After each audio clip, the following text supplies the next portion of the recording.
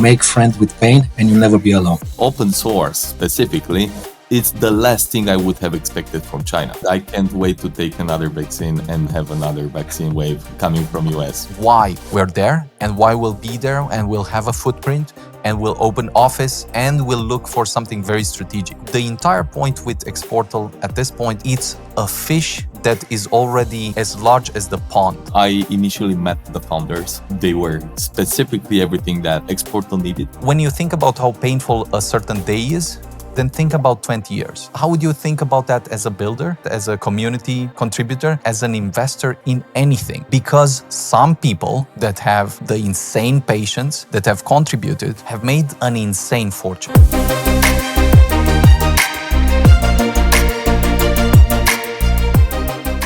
Hello, and welcome everyone. I'm Beniamin Mincu, and I'm here with Lucian and Lucian, co-founders of MultiversX Labs. And we're building the most advanced technology that scales trust, truth, and human collaboration. This is a front seat view into the journey that we're taking to build this technology and share it with the world. You'll hear about challenges, experiences, setbacks, a lot of laughs, and hopefully some lessons learned. Welcome to the Full Chart podcast. Welcome, Lucian and Lucian. Happy New Year. How are you guys? Happy New Year. Hi. Happy New Year. Happy New Year and Happy New Chinese Year, I guess, right? Happy New Lunar Year as well. Definitely. Happy New Lunar Year. Is it to the moon yet? Has it gone to the moon yet or not yet? How are you guys? How have you started the year? Some thoughts. Lucian. Maybe Lucian because he's older. And wiser. Nah, just older. I started the year as in force. Let's put it like this. Getting back a little bit in shape. I was something due for at least a few years. And it seems, since it's already 1 month since this year started, that I'm still doing that. So it's not just a New Year's resolution. And also started to read more. I've seen in my life that there are periods when I like to read like more fiction. Now it's, let's say in the last 1-2 months, I started to read non-fiction stuff. For example, it's a book that you recommended me for some time, Benny. It's Don't Hurt Me. Or how is you can't hurt me. Can't hurt me. Yeah, with the Navy SEAL guy. Stephen Goggins. Yeah. And also one from Yuval, the new book, still undecided how good it is. Yeah. The next one. Yuval is a bit out of shape. But there are a few things. It's interesting. At least one thing that in this AI age remains with me is that information is a weapon. That's it. That's good. It's not something new. But when I think about information, a weapon, and the game is about power and not truth, then everything starts to fall into places, especially what is going on in the world right now with everything. So 100%. This is the start for me. Very cool. Very cool start. Lucian? Curious what was the trigger for the Can't Hurt Me book? Well, it's since I started to run, I think I'm now in the second month of running 5 times per week. This is usually, it's a pretty, let's say, good book if you want to get in shape, because that guy at some point had to lose 100 pounds in 3 months. And started to train for being able to be accepted to the Navy training camp and stuff like that. So I knew about that. I really loved this kind of book. 7 or 10 years ago, I read many books. Several books similar to that, Ultramarxist and other kind of books. And I always, is this saying, I don't remember in which book I heard this, make friends with pain and you'll never be alone. And I kind of not love pain for the sake of the pain, but the pain and what is beyond, let's say, the pain. Very, very wise words, Lucian. I was mistaken at the start. Thank you. Lucian?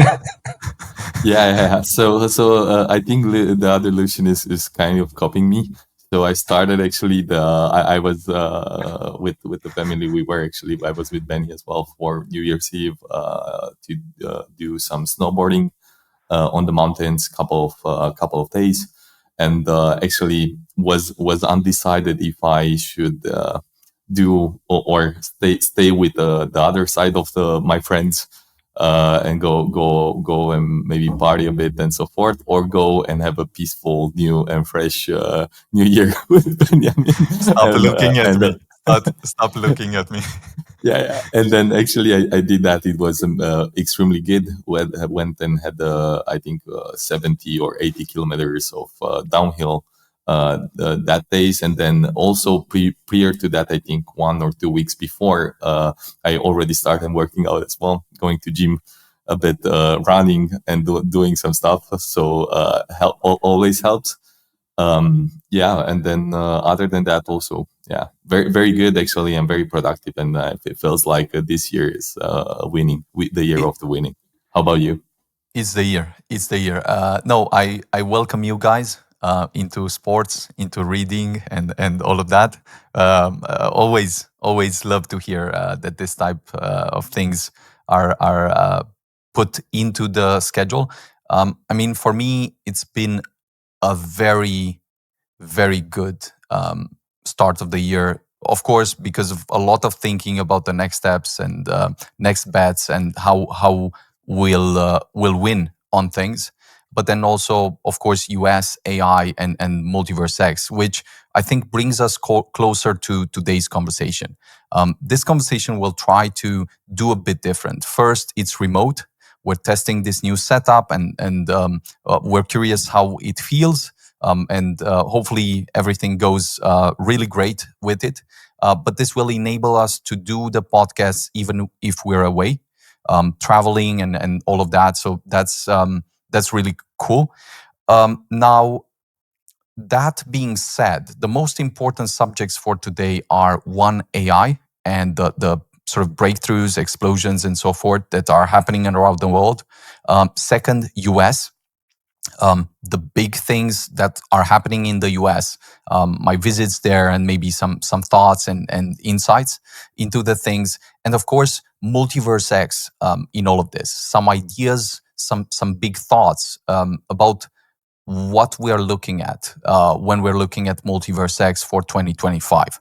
So maybe to begin the first part of the conversation, I'm curious if you've looked at what's been happening with DeepSeek and played a bit with it, and you have any thoughts or ideas on it?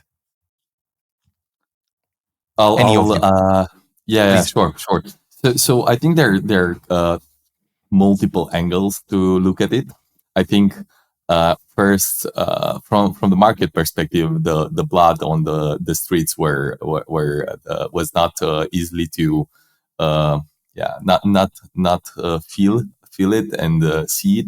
However, I think there were two parts that triggered that. So on the one hand, there was this narrative, I would say, that people were saying, yeah, look, this company, which actually was a side project of the initial company, that was actually a quant trading company and mining and so forth, and had this kind of side project that only invested kind of 5 million into this, and look at the output of it, which kind of triggered and questioned everybody the funding actually that U.S. markets have been put, but also the controversy on the same time that actually that this kind of the same companies, knowing that their angle with the being quants and so forth, shorting with the maximum leverage NVIDIA and all the US companies, which actually that could be also a very, very interesting angle. However, when it comes to the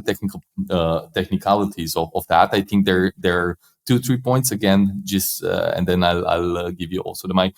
What fascinated me was that they kind of had a reasoning model where the simplicity of achieving the output was the key of success, which actually it was actually on the mathematical formulas also presented and reverse engineer how many steps of execution or self-reflection would how much would reduce the computational need on achieving that specific output, which that was again a very big point. The second, that it was for the first time for me at least to hear and see the thought process of the internal voice of a machine, computer language, so to say, or an LLM, hearing himself out how the reasoning would be put, and that's fascinating. Again, that's a second point, and the third would be the distillery process. Again, that actually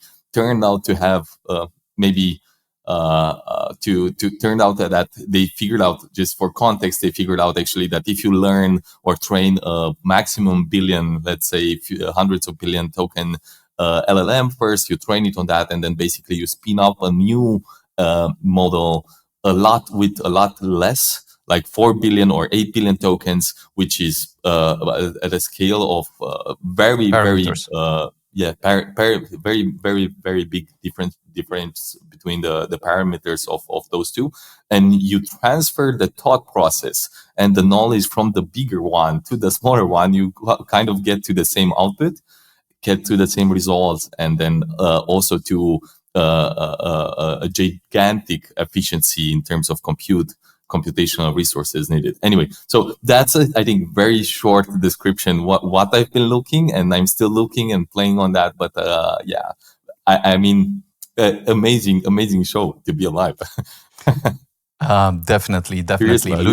Lucian, any thoughts? Yeah, maybe an interesting, a different angle. So first of all, maybe just to be sure that everyone understand what they did with DeepSeek. That is a Chinese, let's say, rival, competitor. Not sure if this is the term, of ChatGPT developed by the OpenAI. And my understanding is there are three major things. One is they managed to, let's say, it's still debatable, have the same result as ChatGPT, but a fraction of the cost, somewhere around like 90-95% cheaper in terms of infrastructure, using NVIDIA chips that are like one generation older or something like that. And the third and probably very important one as well is that everything is open source. And my angle is on the open source part, and actually what the Chinese are doing, because there is some embargo, as far as I understand, in terms of chips from the US to the China. And it seems that, by the way, in the history, this happened, similar things, but I'll come to that later, happened with the Russians, and when there was the moon, let's say, landing part. The idea is by US, by limiting, let's say, innovation, or trying to limit the innovation, actually, it seems that one of the reasons of the results they managed to do in China is this limitation actually forced the, let's say, I don't know, innovators, developers there to find new ways to do that. And by doing that, actually, they managed to, let's say, at least from this, with the information we have right now, to let's say, put something in the world it's pretty similar to that in US. That is still debatable. I've heard, I'm not sure if it's confirmed or not, that I think Sam said today or yesterday, that it seems, by analyzing what DeepSeek is doing, that they somehow use ChatGPT to actually improve or get to those results. That is against their terms, but this is China. I'm not sure what they can do about that. I mean, yeah. Okay, please. And maybe what I said before is there was an article, I don't remember where it was, that if this is a Sputnik moment. Sputnik was when the Russians made, I think, the first satellite put in the orbit before the Americans, and then it started the moon race. And although at the same, the very similar Russians at that time had, like, say, from a technological point of view, it seems they were like behind US. And let's say right now, maybe China, from a technological point of view, in regards with the AI, seemed until DeepSeek that they were behind, that they somehow managed to let's say, do something very, very interesting. So yeah, we'll have to see how this would play. Of course, Nvidia shares went down. I think the timing, my understanding is that the information was somehow available like from December. I Yes, know some just the guys were looking. implications. Sure. End of December, it was already out. There was something on GitHub that was uploaded Sure. on 26th of December, something like Sure. that. But probably they waited for Trump to announce the Stargate project. Not sure if it's just a speculation. If they were the moment of announcing on and having this impact had anything to do with announcing the Stargate project by the U.S. administration together with, I don't know, OpenAI and SoftBank, I think. And probably I know we're gonna touch it about Stargate and what it is. Mm-hmm. Yeah. So if I were to boil down what you were saying and double click on some of the points, it seems this is a bit of a global geopolitical moment, and this is what people were suggesting when they were mentioning this is an AI Sputnik moment, meaning that it's a race. The race is acknowledged, and China and US will deploy all the resources possible to race and take the lead, because of course whoever gets the prize will have an absolutely extraordinary benefit that they can reap. But then also there are a few elements that you've mentioned, like the key breakthrough. That's extremely important. The idea that you can do up until, let me put it in context. So OpenAI has been competing with Meta, with Grok, with Anthropic, and so forth, which are US companies, which are cool companies.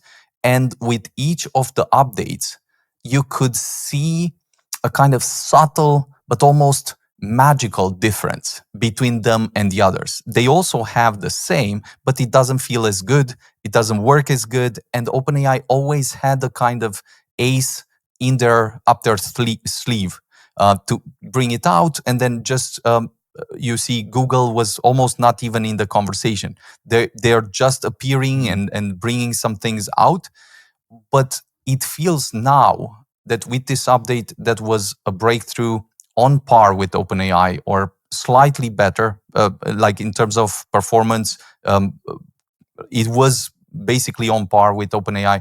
But then to make it open source changes the game completely. And I think the market reacted extraordinarily to this type of insight because they were thinking two things. One, and I thought this was a really great example. Netscape was built by Marc Andreessen.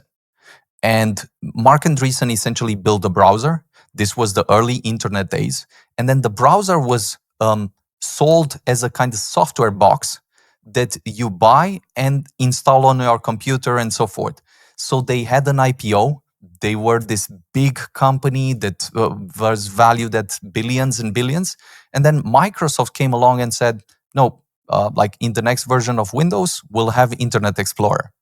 And from that standpoint, the Explorer was commoditized and they were out of business. Essentially, overnight, they were out of business. And then people were asking right now, OpenAI has revenues. They're doing it really cool.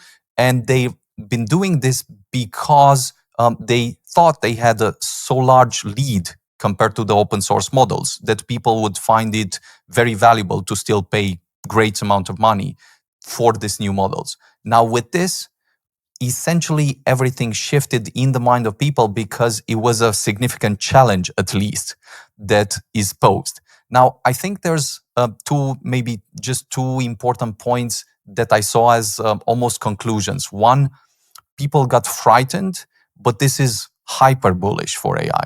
I mean, this model being open source coming out and China coming out with the guns loaded big time shows you that things will accelerate and will go to a scale that will make things crazy. And this is positive for NVIDIA. This is positive for everyone else. But then I think the most interesting misconception in the market that Satya Nadella actually immediately posted about was this thing that is called Jevons paradox. And I'm going to read just a bit because I think this is a kind of very important economic insight that is misunderstood by the markets initially and then repriced in completely. So the Jevons paradox is a kind of concept in economics where essentially it occurs when technological advancements make a resource more efficient to use, thereby reducing the amount needed for a single application. However, as the cost of using the resource drops, overall the demand increases, causing total resource consumptions to rise.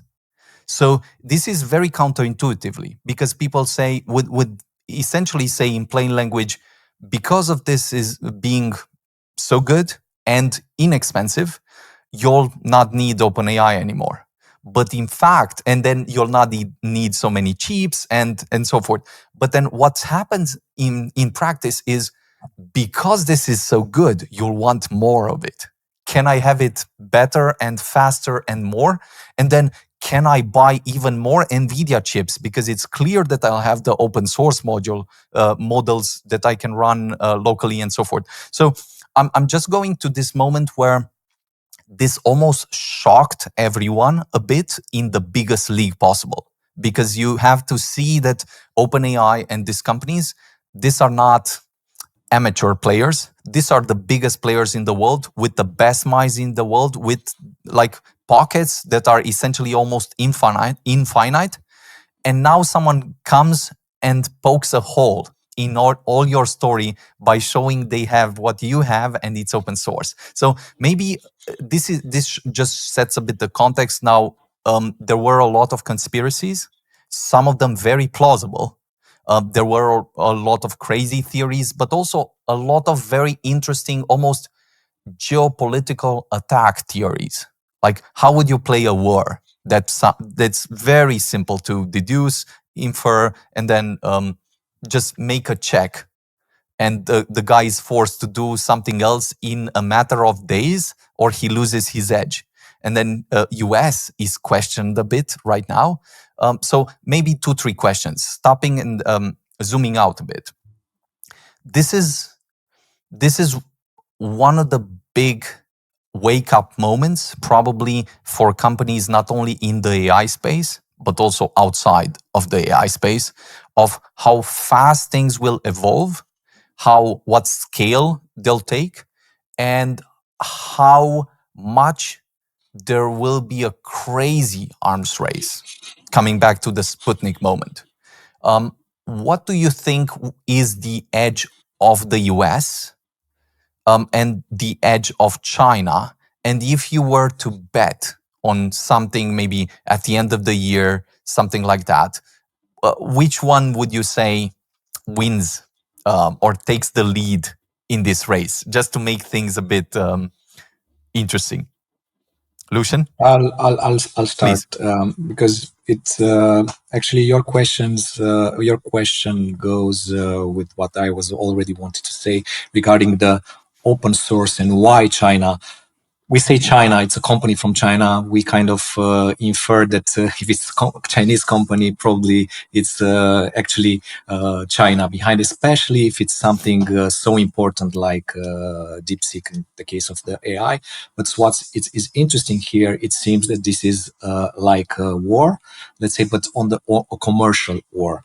There is some, let's say, we have something similar in the past regarding the electrical cars and how China is pushing things. And actually, the interesting fact is using capitalism or the, let's say, free markets to conquer or to try to, let's say, go into everywhere, including in the US, by playing in terms of what people want, in terms of, let's say, let's say, trading and commercial stuff. You want a cheap car that is very easy to use, that is electrical and stuff like that. In the case of AI, it's something, let's say, we can see, probably it's still at the beginning. Well, if US, they make it that you need $500 billion to be competitive. You need to, everything is closed source, is no longer, as it was the beginning, open source, is no longer a non-profit organization. Now it's controlled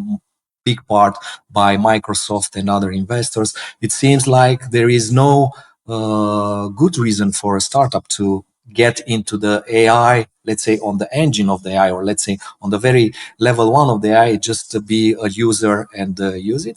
China is a little bit resetting this war and say, no, this is free, this is cheap, it's accessible with same results. And I believe this is a part of the way China starts to, let's say, make a print on the world without necessary guns or embargoes and stuff like that, or other strategies. Would you It's a say way of this is a kind of TikTok for AI, like a next level type of TikTok that's injected exactly where you need it to, or not? Not so much. I think the parallel is more with what they are doing on the electric cars. Also, of course, TikTok is also a very interesting. It's still part of the mix of, let's say, make something that people want, and if they say they ban, then they will get, will be in rehab. They'll need to go to rehab or move to Instagram and stuff like that. And the last part of the question was who's going to Winning. win? Winning.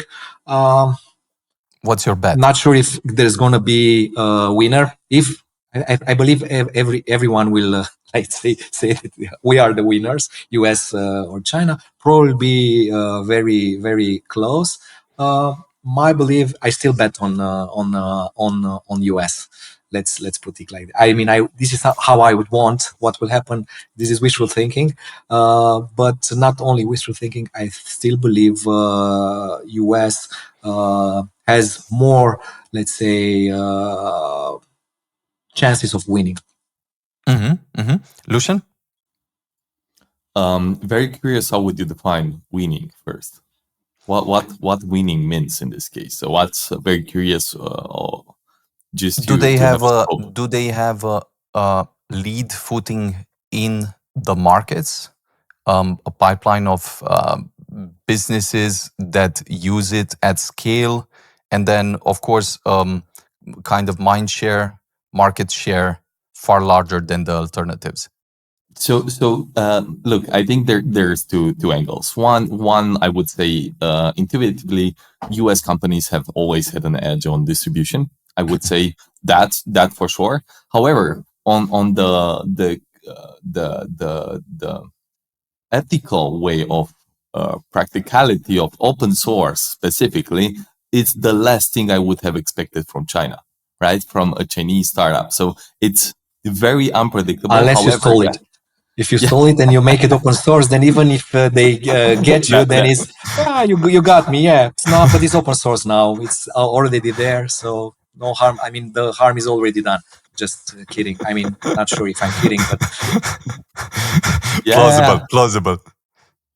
100%. So maybe just to double click on the stealing part, even the way they actually saw the distillery process from the DeepSeek R1 to the Llama versions, actually to the smaller ones. Actually, they figured out that even the other models from other engines are 10 times more. Not, I don't think 10 times, but a lot more efficient when the training process and the knowledge is being transferred from the R1 to the smaller one. So just think about it, how crazy it sounds. And I don't think there will be just like batteries that one manufacturer will use just one specific batteries, but rather very fascinating how this composes actually, and it challenges and resets a bit of power. So I on the one side, I'm literally happy that this kind of step has been done. And now immediately after even the guys from OpenAI went out and said acknowledged the progress, and then also Satya came also out and said needed to take a selfie with Sam to say that they wait, but we also have we're fine, and yeah, but just Yes. setting. I think it's gonna be very interesting, and I'm just gonna if my prediction is there's gonna be a bunch more or a couple of more or similar stories coming out very soon. Actually, once that now that people show that okay, so it's doable, it's very interesting. Maybe I just want to add a caveat here. I would love, even though you mentioned okay, Google is not relevant and so forth. I would love for people that are still using normal PCs and not just building agents. I have some very interesting stories about Google Deep Research and some other stuff that I've been subscribing and trying out. But I'll maybe just making the space for that to come up back. Before letting Benny to say, Benny, I'm gonna add one more thing, and why I think it's a very important point. Why I believe US I want, let's say, to win is AI is what you can do with the AI. And I believe, let's say, in the US, and not only US, let's say Western countries and stuff like that, and not China, let's put it like that. There is also very, let's say, interesting things that they want to do with AI. Not sure if you are familiar with, I think, the CEO of Oracle, and regarding the cancer, what he announced at some point that is in an unbelievable. Just gonna say in few words, or you want to touch that a little bit later. The idea is, and I know this is true. I mean, I've read the book like a few years ago, Cancer Code by Jason Fung, and they said after 30, 40 years. For the recommendation. Yeah, they also have diabetes. There are like 3 or 4 books on the code part. Awesome. Yeah. The idea is, and I have anyway. The idea is after 30 years or 40 years of research, they come to the conclusion that every cancer is very different, especially the one that, like say, you have small chances of. They're very different, and it seems that the only way that they predicted at that time before the AI they could do it is for each patient to create a vaccine that would attack those, I don't know, 10,000, let's say, variants of cancer mutations. And this would be very expensive. It's something that would be very hard. And it's funny that this guy said, well, now they can see from your blood what combinations of cancer mutations you have. And in 48 hours with the robotic arms, they can make a vaccine for you. Of course, this is not something that is like doable, is like next week's, but the guy said this is something that is almost solved, and this is something. And solving the cancer part, I believe it's I don't know if it's $1 trillion or whatever, but it's definitely hundreds of billions of dollars probably business. And this is why I believe that probably in US, some of, especially from the private, and not only on the private, there will be this kind of approaches. I'm not saying China wouldn't want to do that, but probably they're more, let's say, will be a more pragmatic approach. That I'm not sure if cancer is on their top 10 list. US might be on their top 10 things to solve. I'll just add, I can't wait to take another vaccine and have another vaccine wave coming from US. Man, amen to that. I can't say much. Yes. No, just making some sort of a joke about it. So the before transitioning a bit and putting the AI part a bit in context also with agents and what this means for the blockchain space and bringing it very close. The most interesting part, I believe, about the US and China is each of them have different means of achieving what they want. They use very different tools, and they have very different goals with the tools, with the AI and all of that. So in some sense, this is by far the most interesting arms race possible, because it seems that almost everything will depend on it. Not only will an AI arms race winner decide who takes the biggest chunk of money, but it might decide also some let's say war positions, a winning move in a war, because they call it already the AI war, right? So this is good. Apple is listening, and they're fine. So they're calling it the AI war because they want to emphasize how critical the next period will be for whatever happens. Now, the most important part, I mean, as almost a takeaway, is this: if you're a user, this competition is the best thing for you as a user. So as a consumer, you're benefiting from every update, from cheaper, more inexpensive services, and it will just get better and better applied across many fields.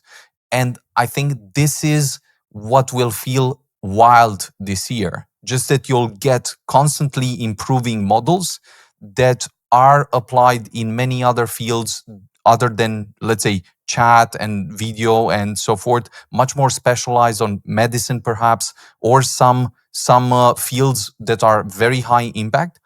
And that's the best thing possible. Now, I would transition this to agents because I believe that people maybe just think about what they see right now currently in the blockchain space, and they've not thought about what we were discussing a few episodes ago, when we were saying that agents will be all models with an increasing capability. So beyond a certain threshold, the model just has emergent capabilities through which they can just get some stuff done for you. Now, this will feel small at first, but then next thing you know, tomorrow it has an update and it's a bit better, a bit better, a bit better. And here I'm just going to share this for the builders, users, and so forth. We already have one of the coolest integrations with Eliza OS, which used to be AI 16Z. They've changed the name, rebranded. Turns out you can only run with that name so far, and then you definitely need to change it. But the cool part is that all this is already available and live on MultiversX for builders to play with, to integrate into their wallets, their applications, and so forth, and simplify some of the tasks.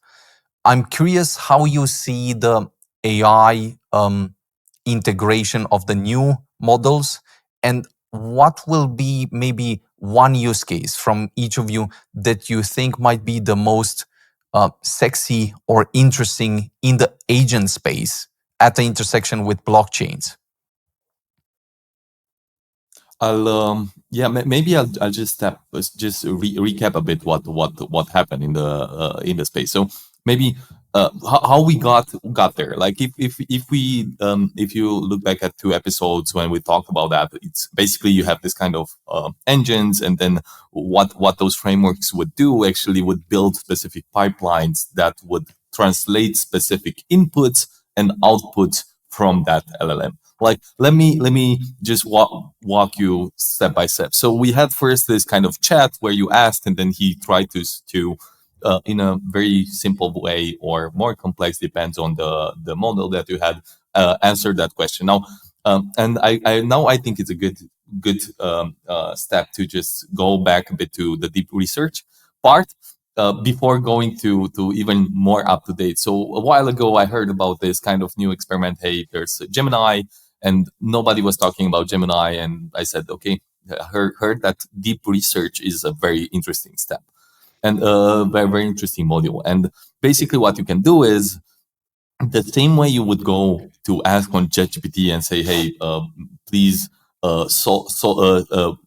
repair this kind of stuff or provide me an advice on that, is actually the advanced version, or a bit more advanced, would be define me a framework that would help me.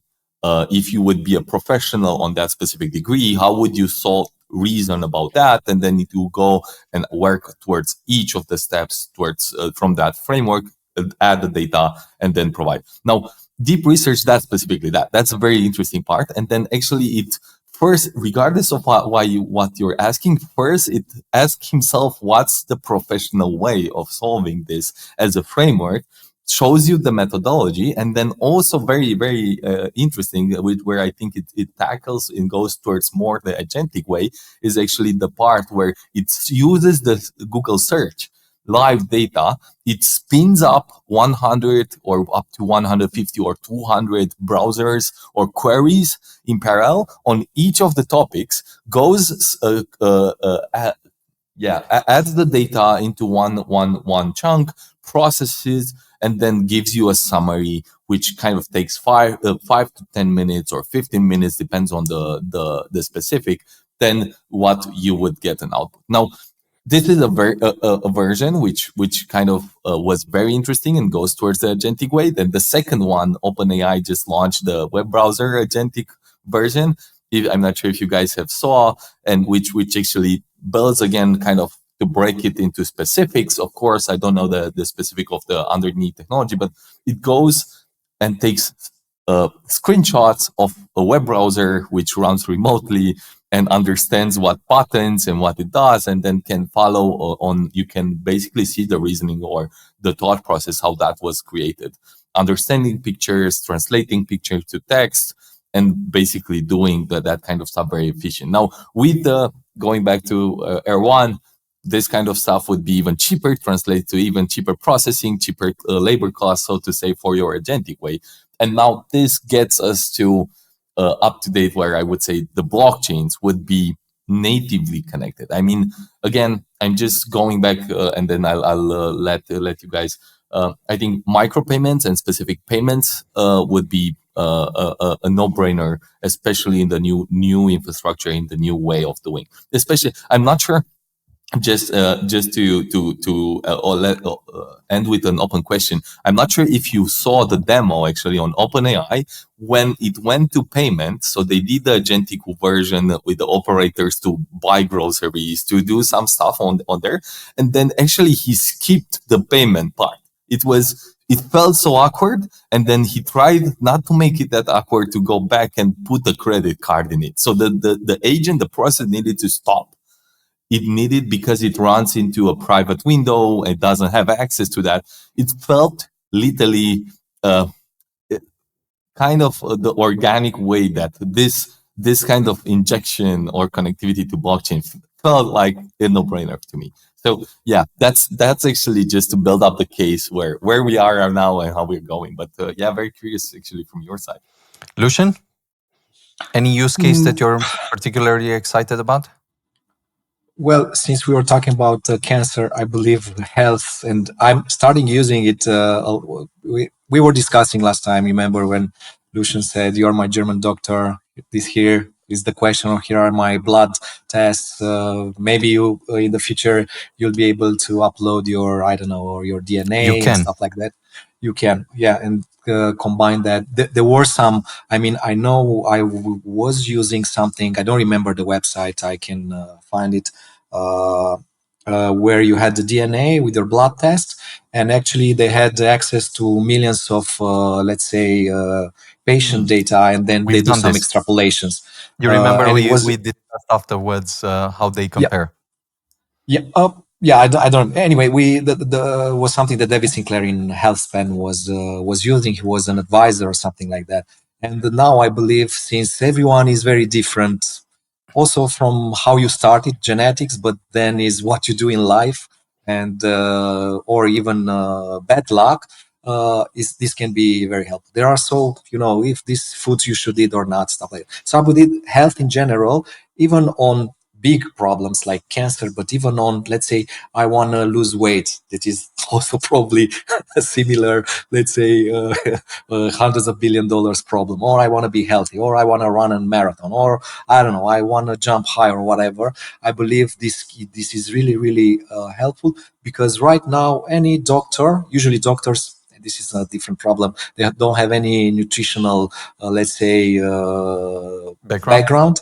And also everyone is very different, and at the same time they're happening thousands of things in the world.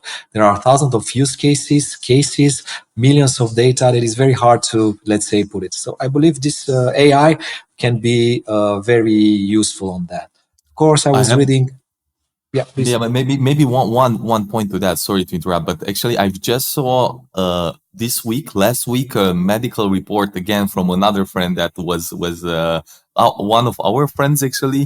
Not gonna mention the name here, but actually, I received a medical report that she got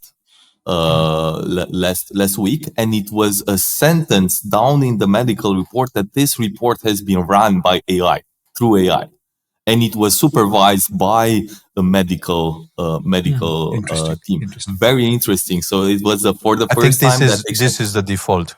Like yeah, but maybe to restate what you were saying, Lucian, and just take it to the limits. The problem with human doctors right now is that one, they're not up to date with the several different fields that correlate strongly and can change or confound anything you think about. That's one. Second, that's the theory. The best doctors are the one that had 50 years of experience. They have a completely different edge on how to interpret, how to think about stuff. They've seen almost everything that could be seen. Now, the problem is that if you don't have the theoretical, up-to-date, state-of-the-art, and the, let's say, hands-on experience very well intertwined in several fields, then it's very much of a very much level 1 troubleshooting, level 2 troubleshooting, Yes. level 3, like help desk support in some sense, because these are technical issues.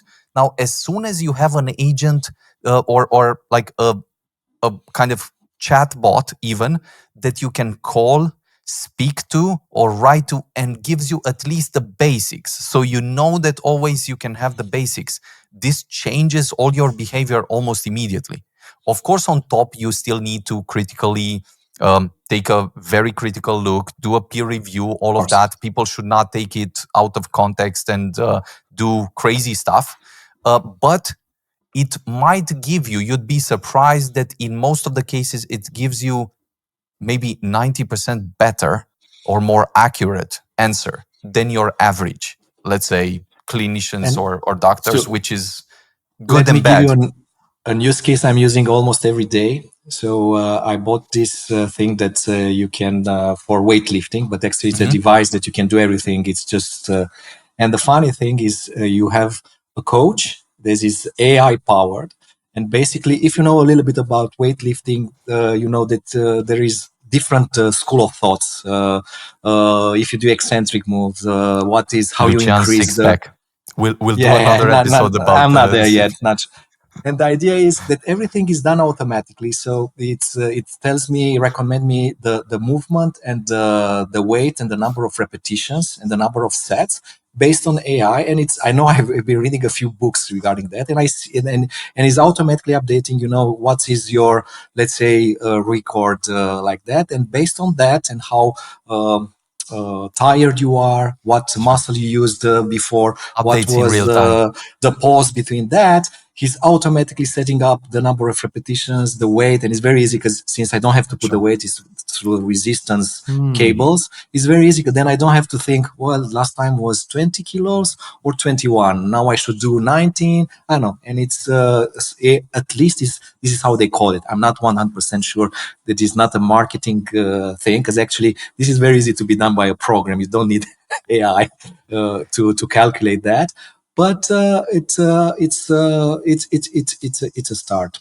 What about blockchain? Like if we come back to our, and this, then yes, then you will lead a bit to the US. Can you lift some blockchains on that machine? Can you?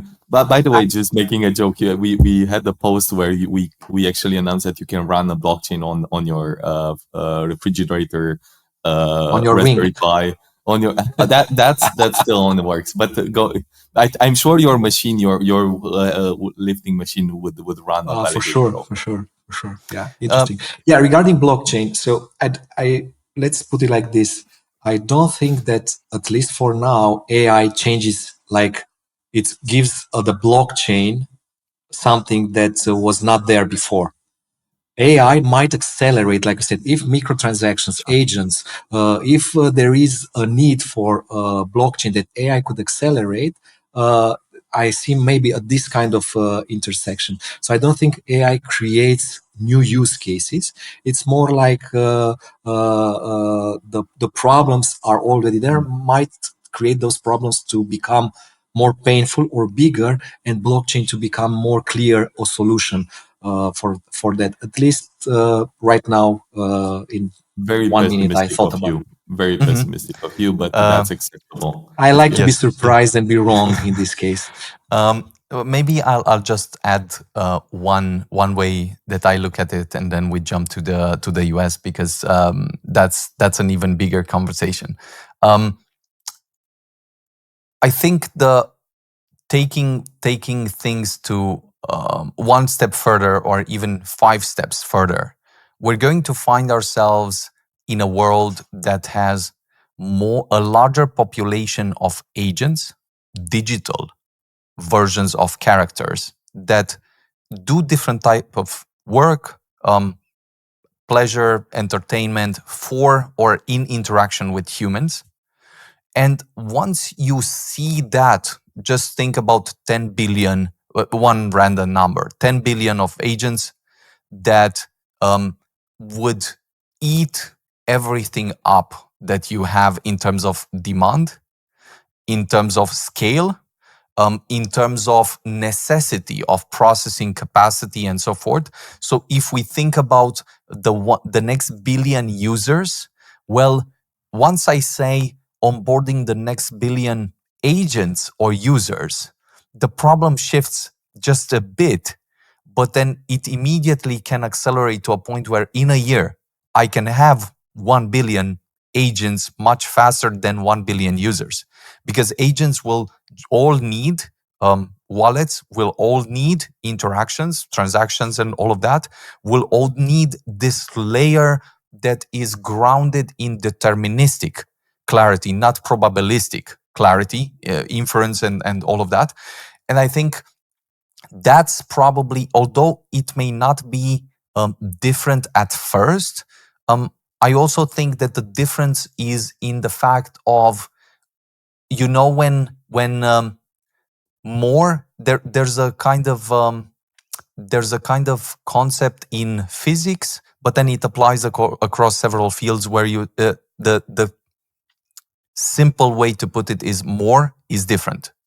So basically, temperature has phase transitions. If you go to one point, it's a liquid, then it becomes ice, then it becomes vapor, and that's just by changing the temperature. Then the entire substance changes. And I think this applies also to what humans would do, provided that they have different, let's say, brain capacity. Provided that you can immediately do some stuff, think about some things, and do it without you burning your CPU. How would that feel? Because a lot of the things boils down to, well, I cannot think about this. I might as well go to sleep. I hate it. So I go back to the point of a problem that I can solve, feels good, entertaining, and so forth. So anyway, stopping this thread and maybe summarizing this, that it does seem that we're at a fork in the road. The arms race has been elevated to a new level, and the users, the businesses, and so forth will probably have a lot to gain between this closed source, open source battle, regardless whether it comes from the Chinese empire or the American empire. But now, having said, please. I'll just add one or two more things. The idea is everything is moving really, really fast. I think we're gonna be impressed in 1 month or 2 months what will happen.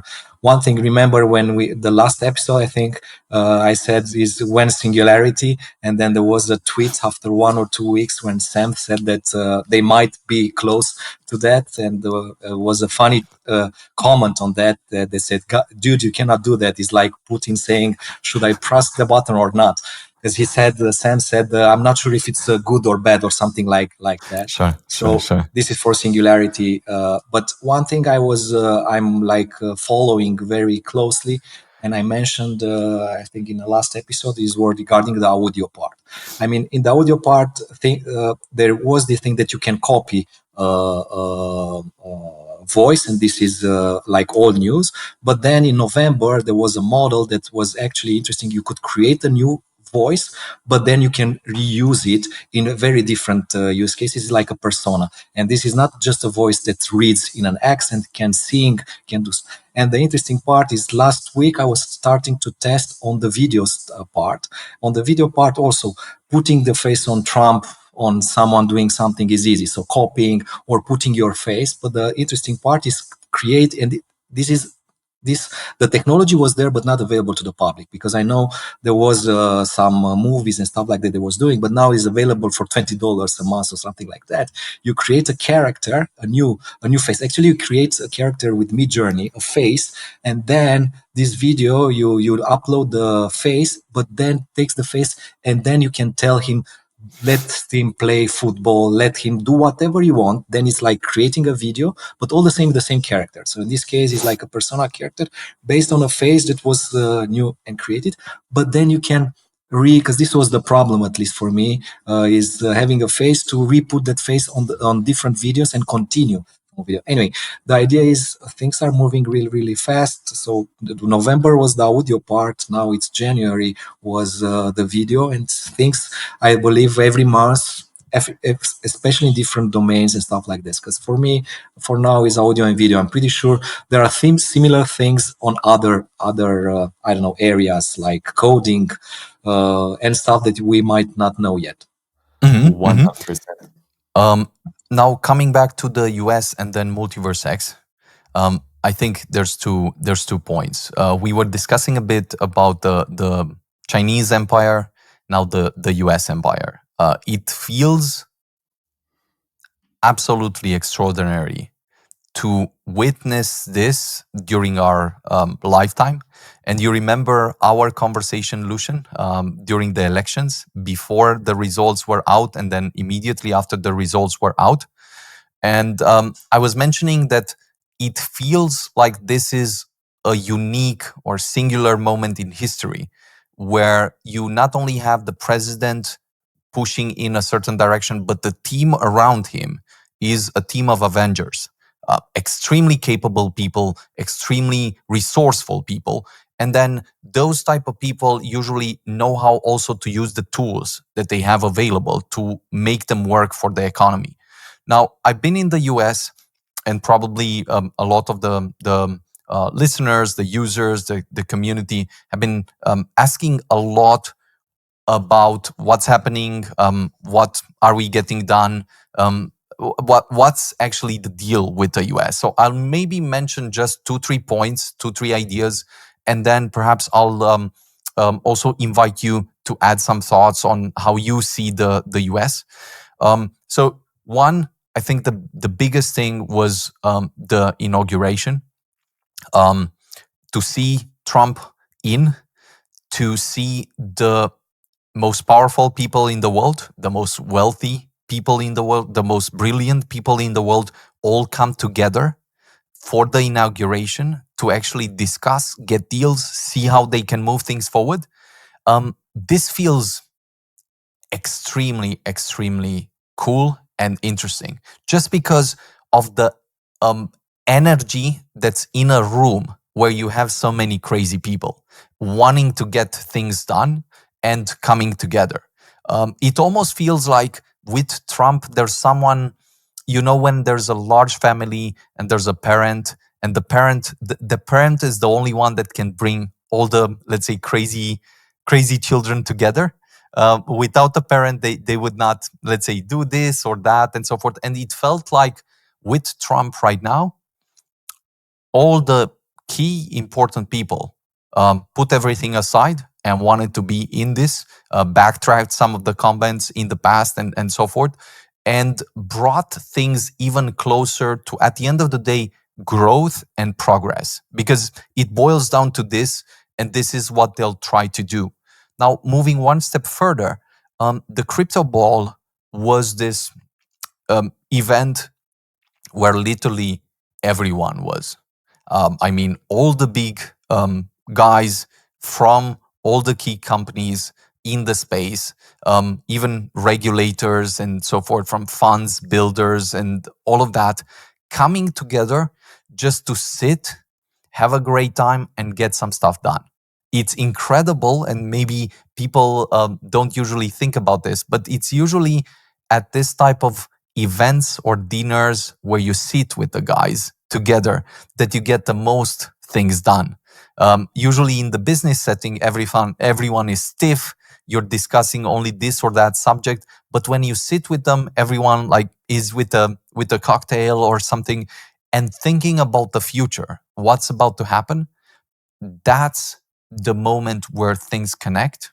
They're very relaxed, and of course, the discussion, the direction, the energy was really extraordinary. A lot of meetings that have been happening, and then not only at the crypto ball, but immediately after that.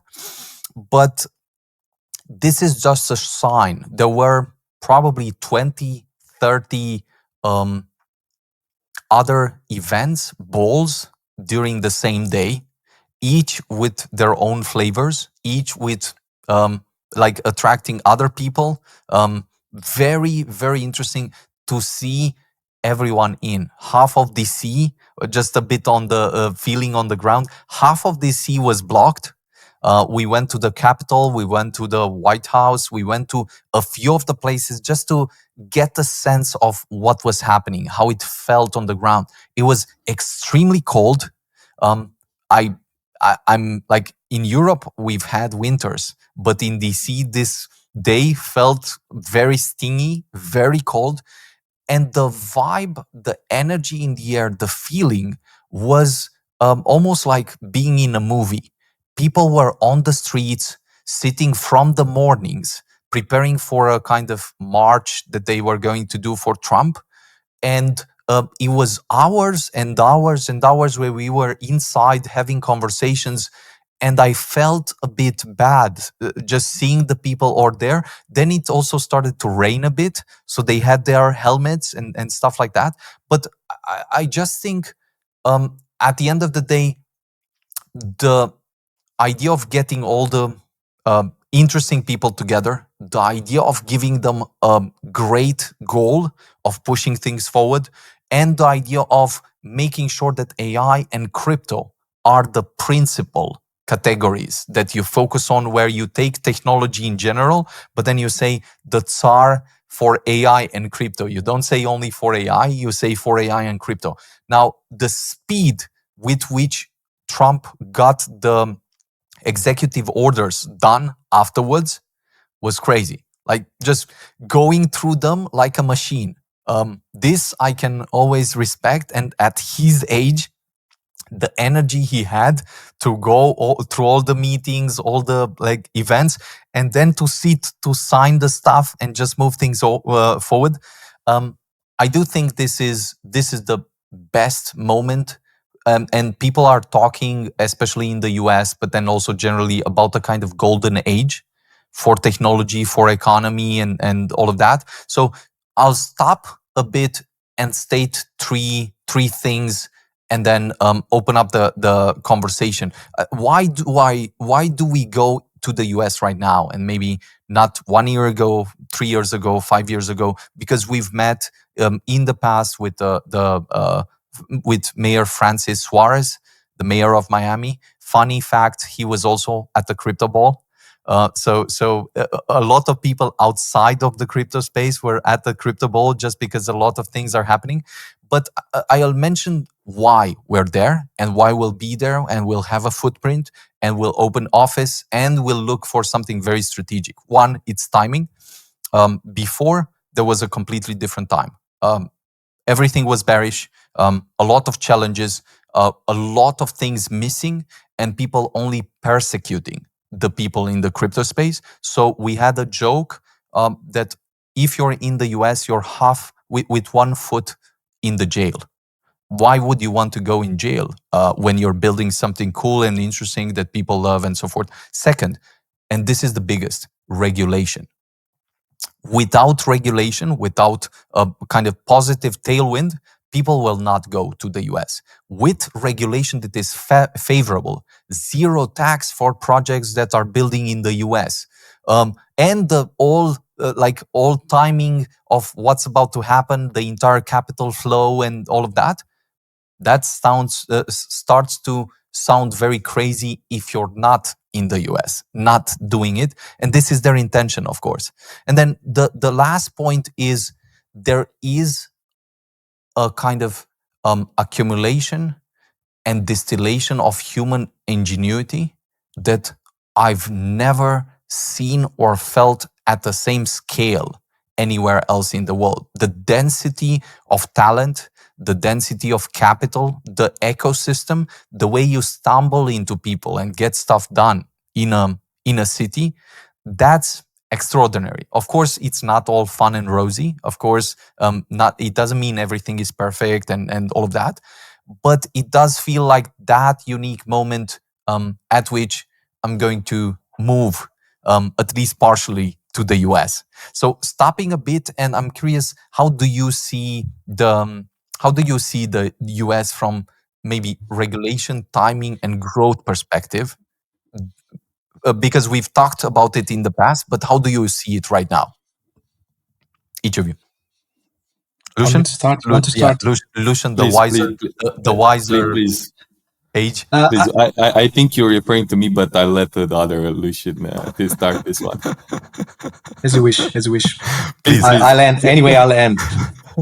I'll end it. Even if I start this. Before going to your specific question regarding regulations, there are two, let's say, a little bit different angles regarding what's happening in US. And one is regarding why all the tech and wealthy guys from the, not only tech, but usually most of them, they have a tech background or they're starting in technology. Somehow they rally behind Trump. And there are two sides of let's say, of the answer. And I'm not saying this is a lot of, let's say, a little bit of speculation there. But one reason is, if you remember, there was this book, Age of Surveillance Capitalism. And it really was bad book, by the way. Really I recommended it, but really bad book. Don't read it. But there is one thing that in that book, I'm not even sure if that book said that, but it's something that I associate. And this is something that there will be a tech corporation or corporation that will become more powerful than the government, and they will become more powerful than the US government. And now it seems that we are in this position. I'm not saying there is this corporation already exists, but now there is tech now can influence who is, let's say, on the White House. And by extension, it means that it can become, let's say, at least very powerful in this regard. And on the other hand, also when you have big corporations and technology, and then you have this kind of surveillance technology or technology that can be used against you, or you can be targeted in the entire story regarding ads, advertising, privacy, and stuff like that. But this combined with AI and what's happening there, also you have to have this in mind that the corporation doesn't have the limitations of a government. Of course, we know governments go beyond what let's say, they can do legally or what they cannot do. They have influences beyond the national borders, but the corporation, let's say, is more flexible and is driven, at least this is by default, driven by profit. So what I'm trying to say is now it's something that was speculated like 5 or 10 years ago, now becomes more in the open, that big technology companies are so powerful that now you can say it in public and can rally behind the president without, let's say, being a little different than it used to be. I'm not saying this is good or bad. This is, I think, I mean, it just shows that there is a lot, the power is a little bit shifting between governments and corporations. I think this is not something new, but now I believe the forces are stronger. So this is one of the parts of, let's say, what is happening in US. On the other hand, this is pure speculation.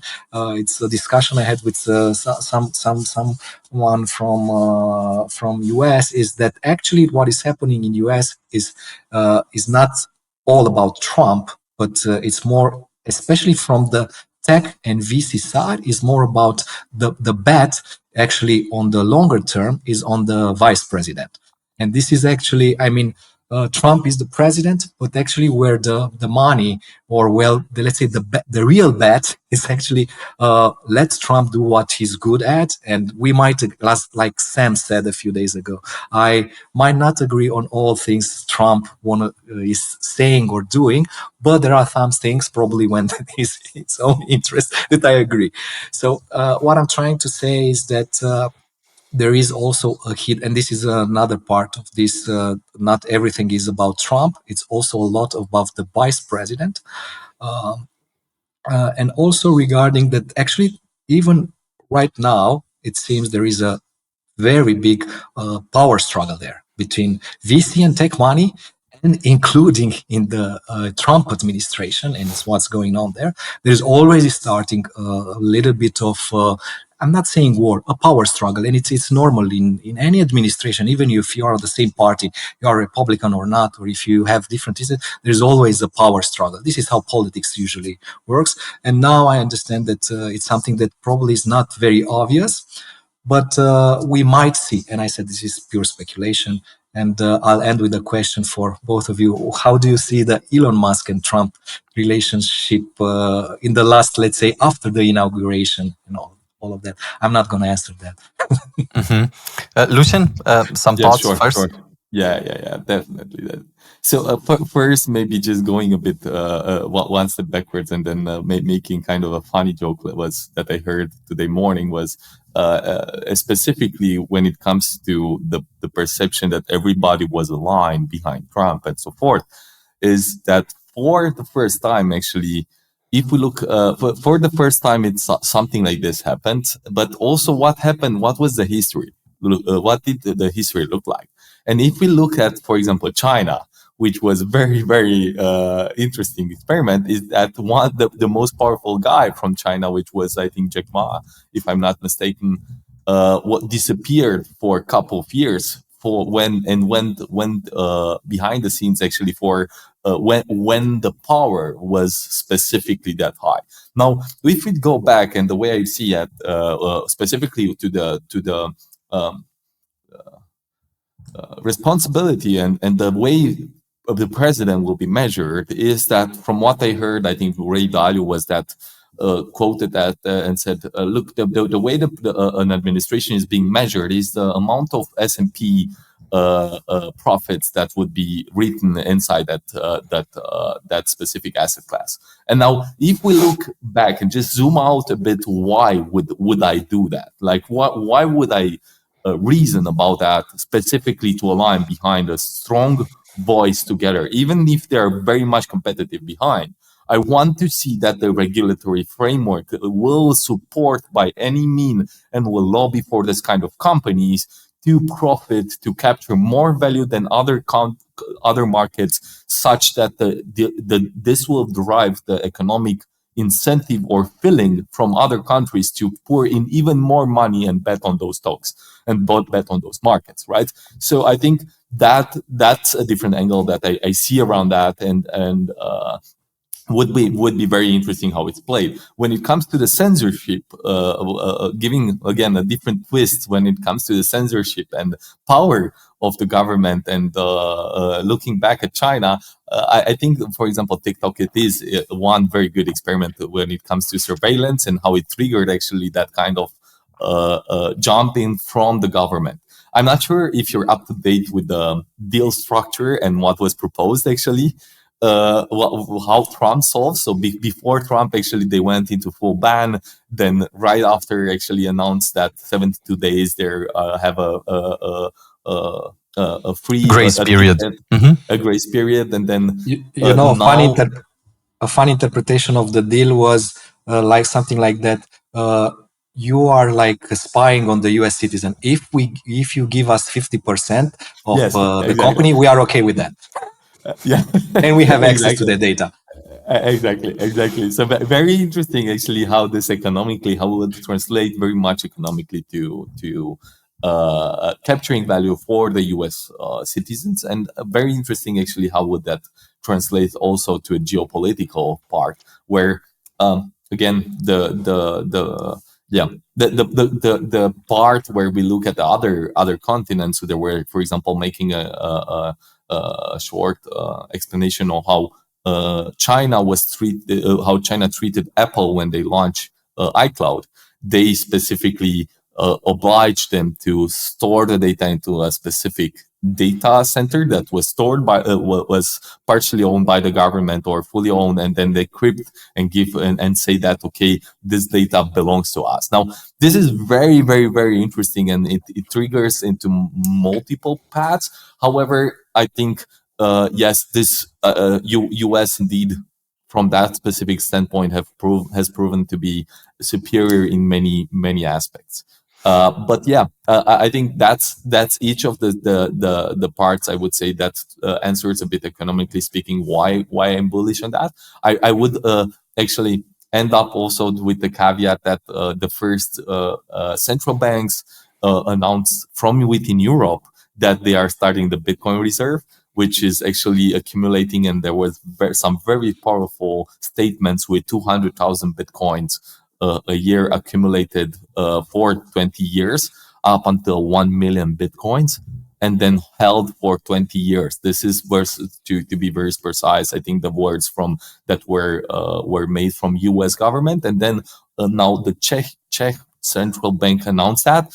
And just read actually a few threads where someone was tagging the Romanian national bank or central bank to when the first reserves for that. Now, I would also just bring this up and would ask everybody that listens to do the lobby. Like, US will imply and do specific regulation for the US governed or US funded coins or companies that are built there.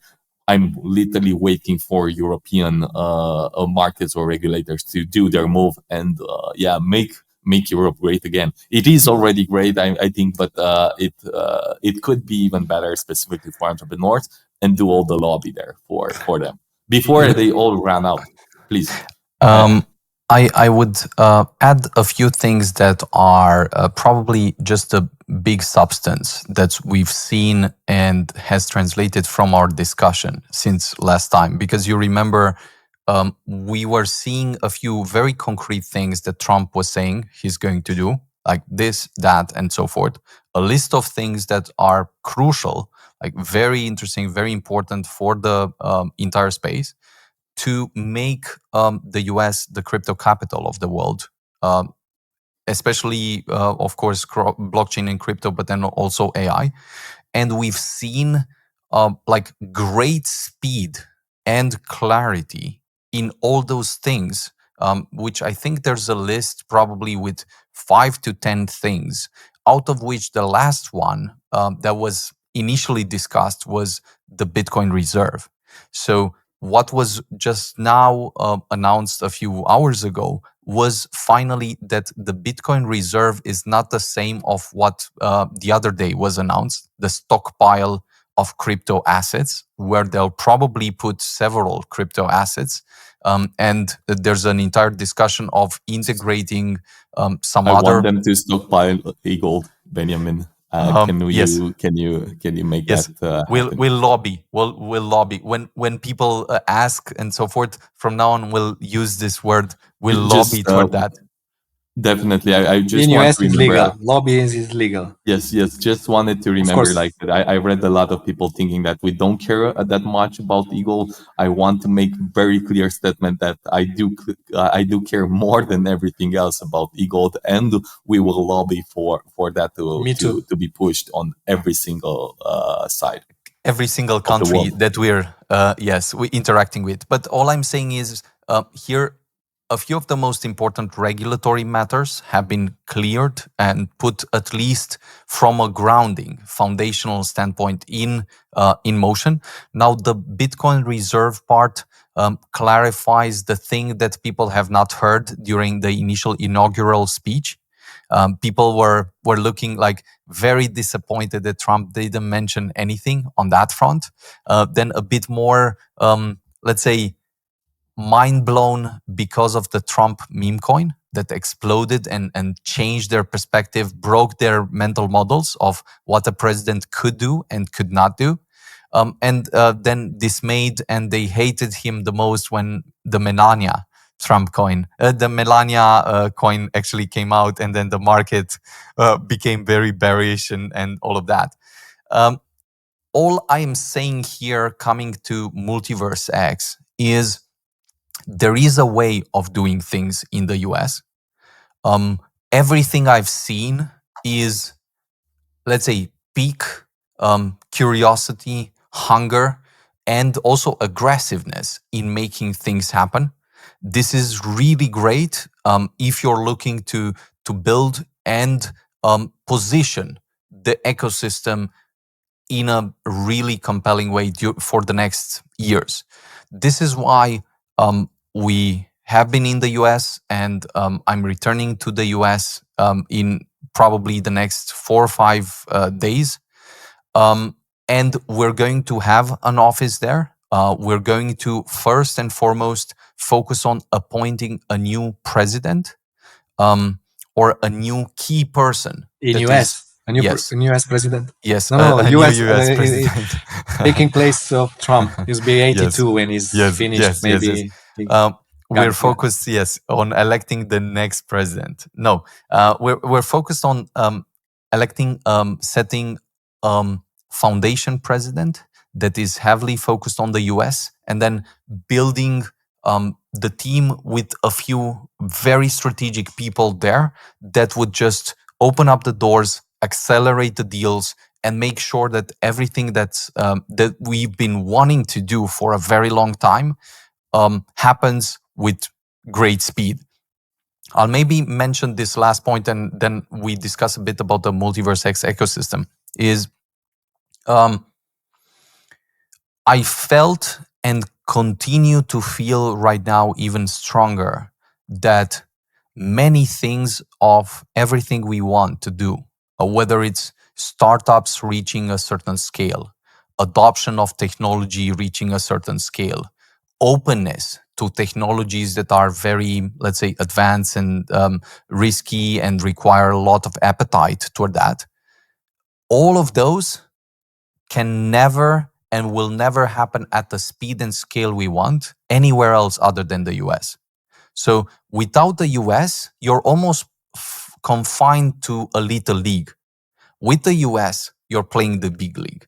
And this is why I always thought that you could override this. So for the last years, I thought, since the US is bad, like in regulation, not favorable and so forth, you could override it and you can still succeed. Now I'm convinced that beyond a certain threshold, beyond a certain point, you definitely need to be in the US to really take things to the next level.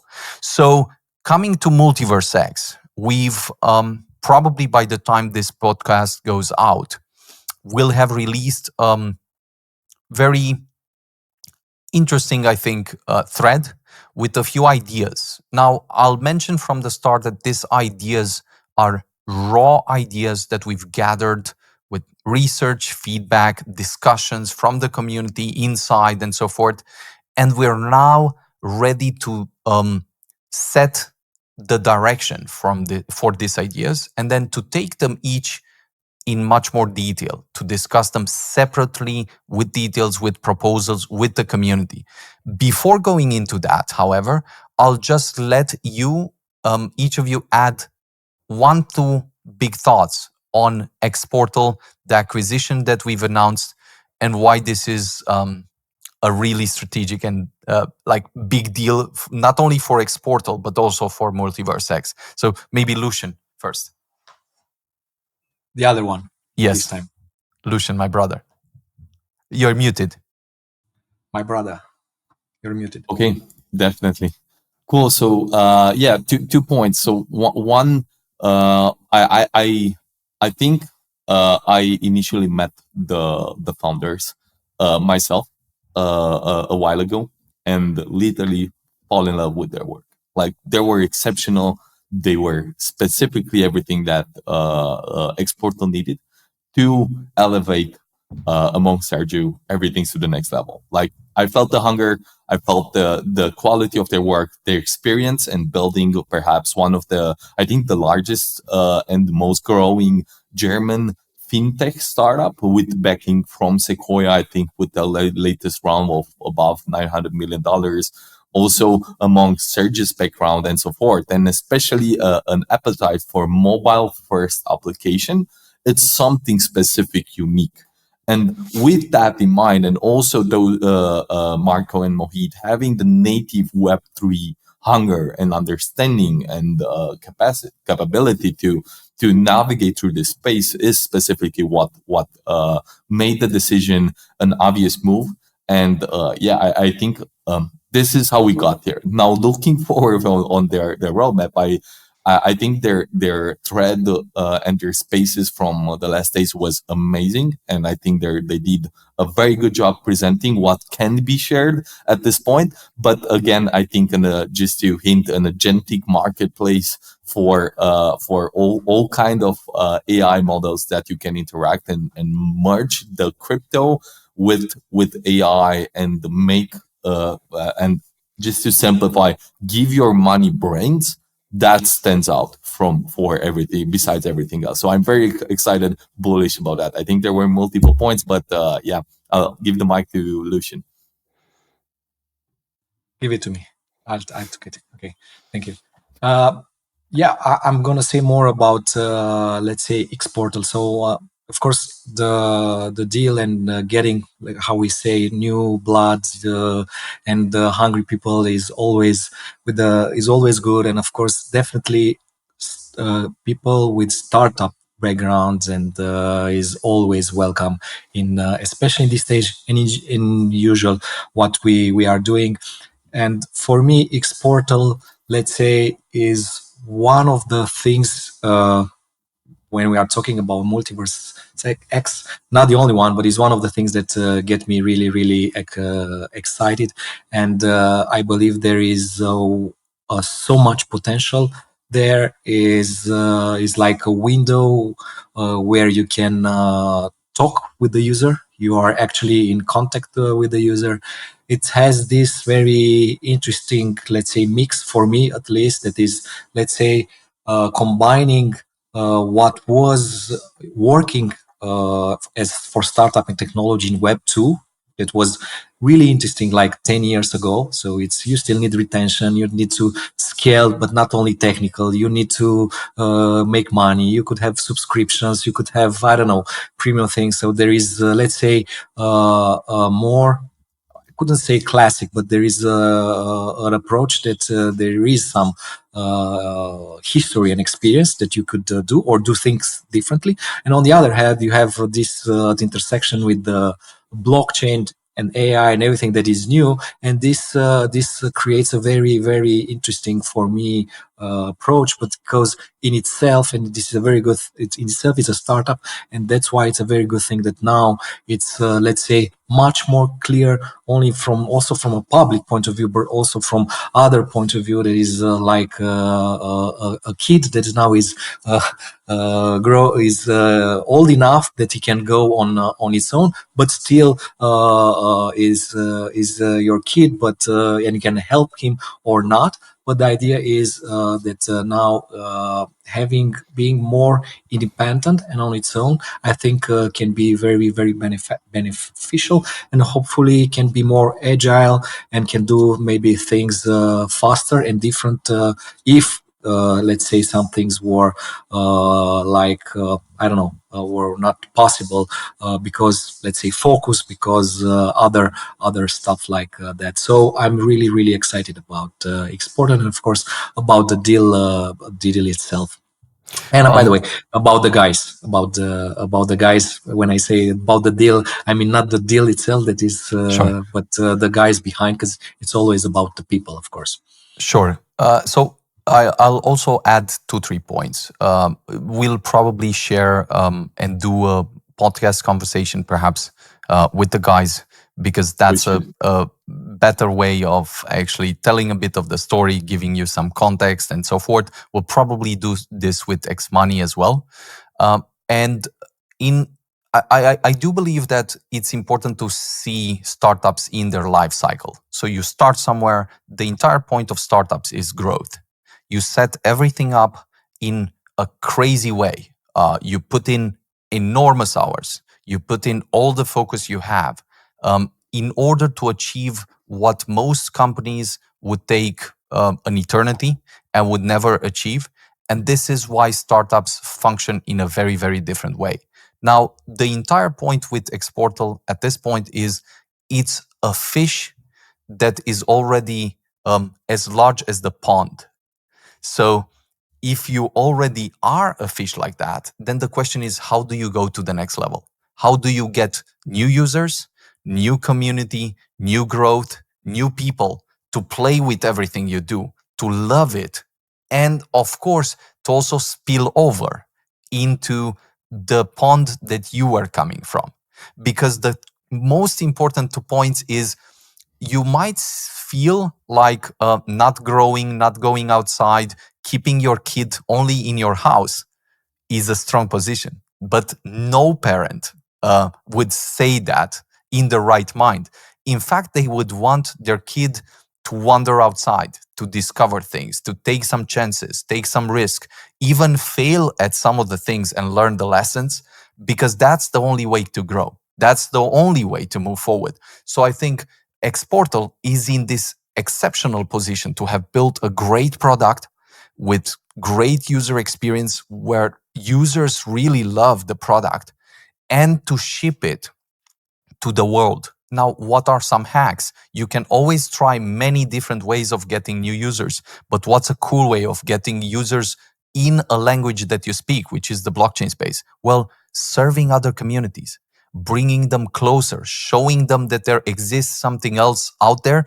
And then when they come in, interestingly enough, they'll not only interact with that particular chain, they're magically also discovered that there's another chain. And what does this other chain do? What features does it have? Does it move good, bad? Does it move in a fast way? Is it inexpensive? So in other ways, simplifying, this is a very unique moment. The guys are the best type of team. Like Sergio with Marco and Mohit bring a unique kind of insights. There's a larger team to xPortal, of course, and they're cool and excited and so forth. But specifically, Marco and Mohit bring this fresh perspective that complements everything that Sergio already has on the table and is pushing, and all of that. And then the most important part is, we want this to get as big as possible. The bigger it gets, the better it is for everyone involved.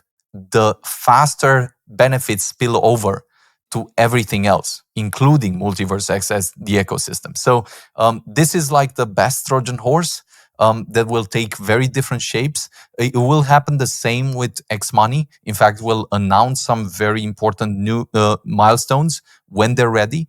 But all the companies that are near the labs, we've set for some time clear parameters that they'll be independent, separate. They'll need to bring in their own money to fund things, to grow things, because this is the healthy way. Once you have this, all the other points align magically, and then you'll say, that's actually very cool. I want more of this type of products that also produce things, bring value, and users see them.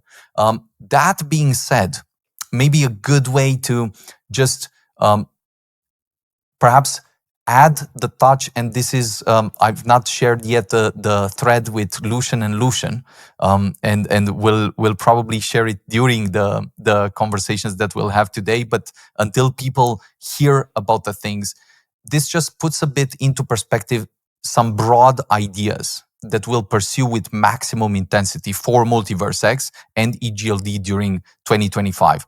I'll add just the key points, and then I'll let you, Lucian and Lucian, just add like your thoughts on this perspective in 2025, if that makes sense.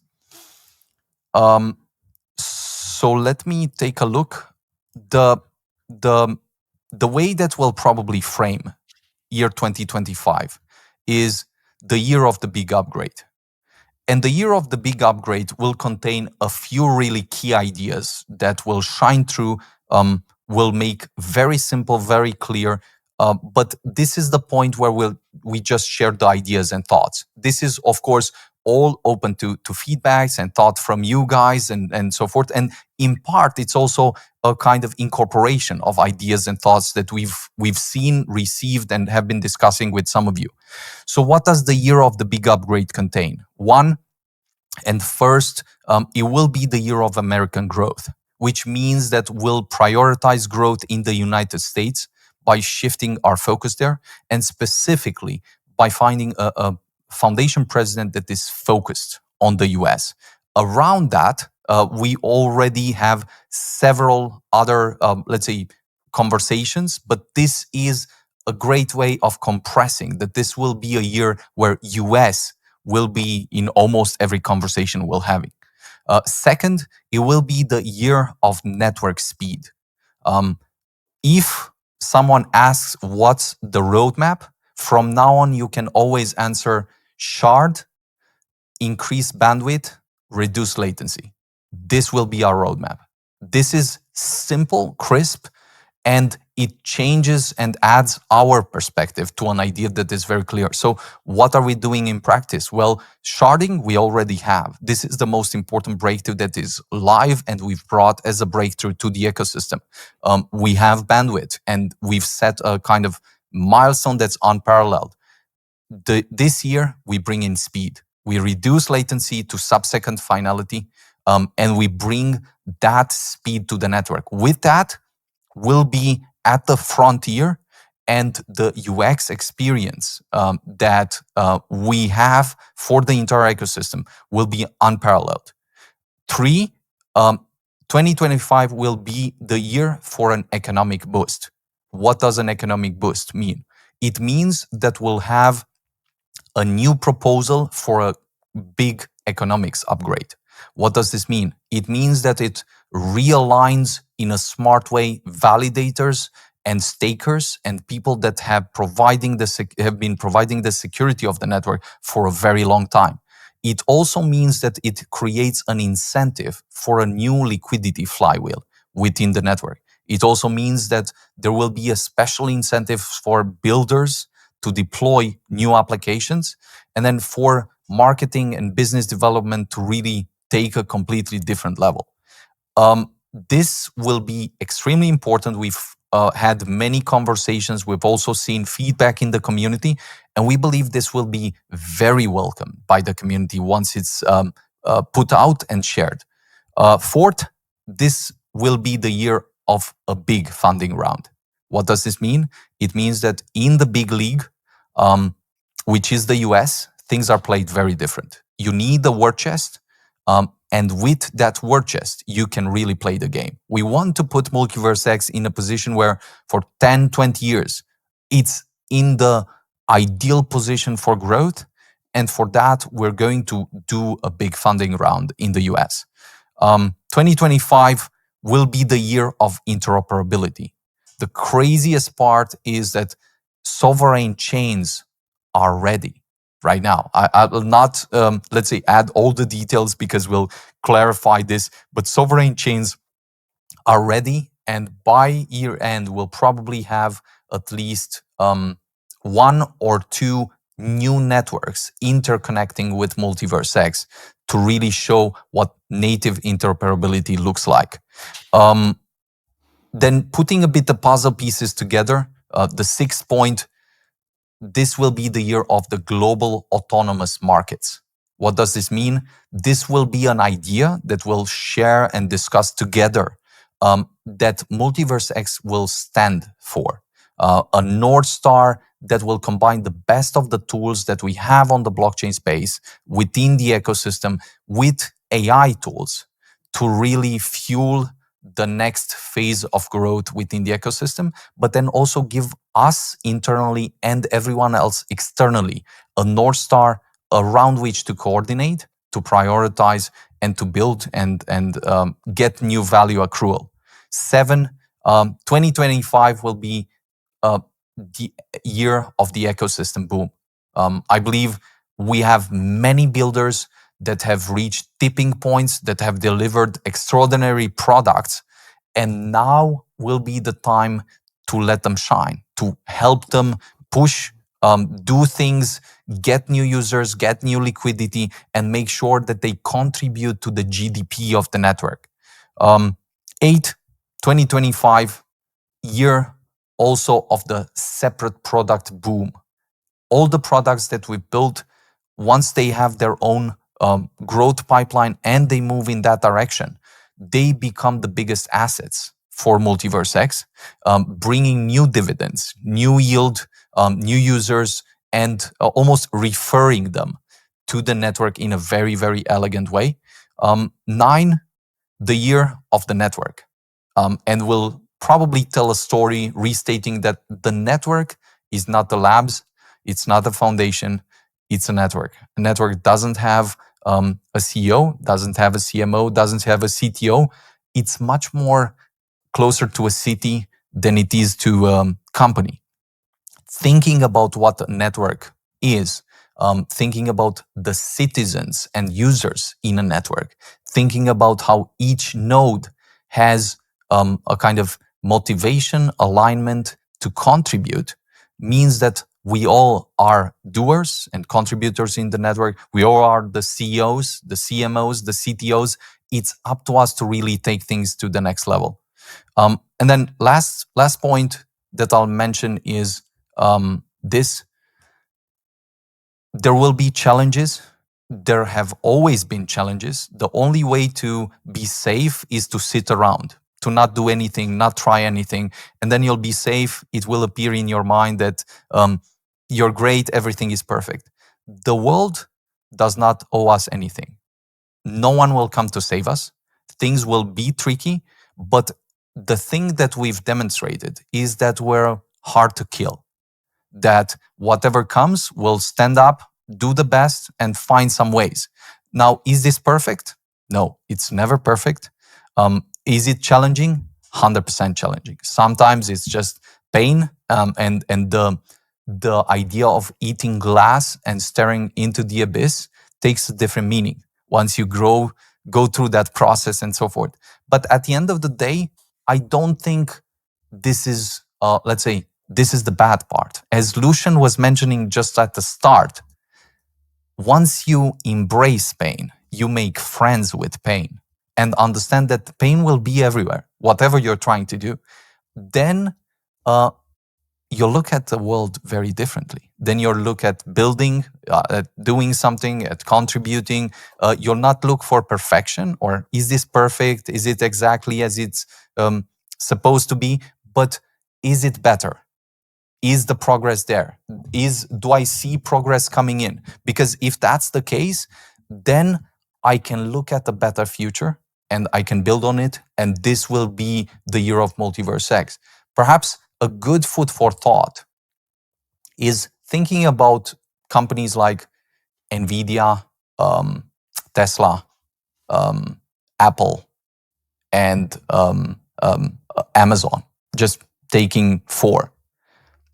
How long did it take them to actually reach a point where their growth trajectory was very obvious?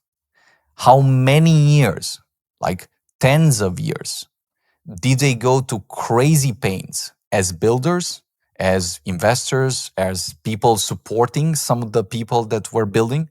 And then just think only this experiment. Suppose you've invested in any of those companies.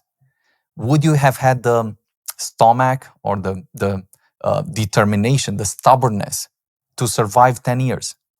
would you have had the even crazier stomach? Or maybe, I'm not sure if it's, crazier is a good word, to go through the pain yourself as a builder for 10, 20, 30, 40 years in the life of NVIDIA to reap the rewards. Of course, you're a king after 40 years, but just think about it for a second.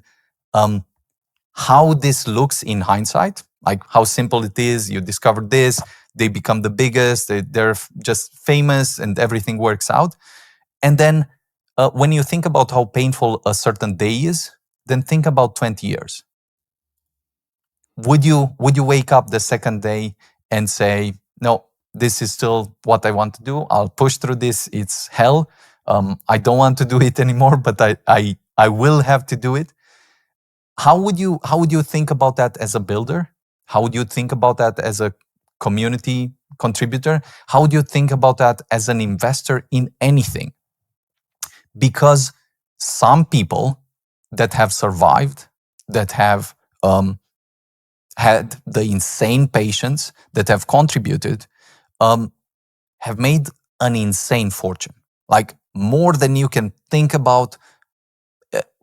Crazy, it's almost crazy and hard to state that this actually can happen, but it does happen.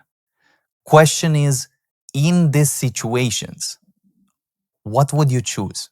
What would you choose as a builder? What would you choose as an investor? What would you choose as a contributor?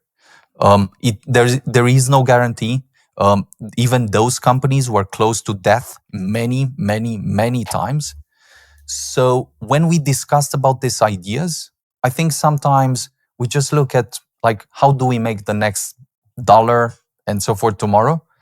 But if we zoom out a bit, I think this is the relevant conversation, the most interesting conversation, because us, like even 7 years, to state this out loud, to think about it, 7 years of going to insanity and managing things and prioritizing this over everything else, and then just pushing to know that tomorrow will probably be a bit better and a bit better.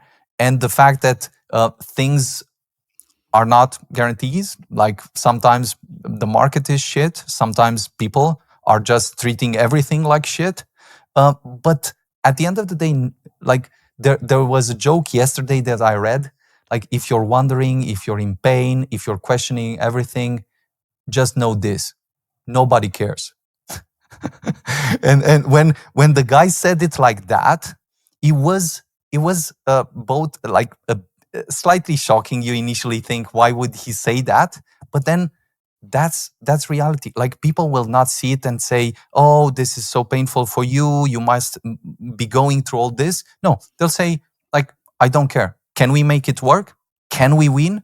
Can we take things to the next level? This is what 2025 is about. And it's a bit about embracing the pain, setting some very clear and crazy goals. And some of the goals will fail. Just to be very clear, if everything we succeed at everything, it means we've set the smallest goals possible. And being very upfront about it, taking it in and at least exploring it and sharing with you is the thing that we want to get across. So I'm sure the written version is clearer and you might look at it different. And please know that for every of the subjects will come with some details, but these are some good ideas to just share something and let you think about it and so forth. So maybe Lucian, I had this monologue a bit, just trying to share the idea, but very curious if you want to add something or what do you think? Let's fucking do it. Yeah, not much to add here. I'll maybe add in a different tone. It's the year of the AI, US, China, Russia, probably Taiwan, Panama, and Ukraine also. Is the year of, and this is not, it's every year it's about information, about truth, and about power. But probably this year, because of the things I said before, it will become, it will be more publicly than usual. It's going to be the year definitely of the crypto and blockchain.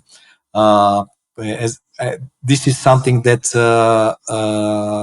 my cards shows. I was the stars actually shows, and maybe it's the year of Elon Musk going. I don't know if more crazier or not, but it's going to be very interesting to watch him. Maybe he's gonna buy TikTok as well. I don't know. We'll see. Maybe he will break up with Trump 50, and 50, will 50 become. with the government. 50, I'll 50 start with the liking government. him again. I don't know. We'll see. And I'll end with a quote, because we started with one with about the pain, is one about running, but you can replace running with something that you know it's important for you, but you are not doing it. And the saying is you stop running because you don't stop running because you got old. No, sorry, how it is. You don't stop because you did not stop running because you got old. You got old because you did stop running, something like that. So, and also old and running you can change. You old with bored, with not being motivated, running with, I don't know, something that you are like postponing. You should do it, but you are not doing it. Yeah, maybe something like that. Guys, I don't know who said that. Let's do it. Let's fucking do it. Let's fucking do it. Let's build it. Let's build it. And I think we'll see you on the other side, the next conversations and so on. Thank you. And Bye. See you around the ecosystem. Take care. Cheers. Singularity is here. It's not me. Bye. Bye-bye. Bye-bye.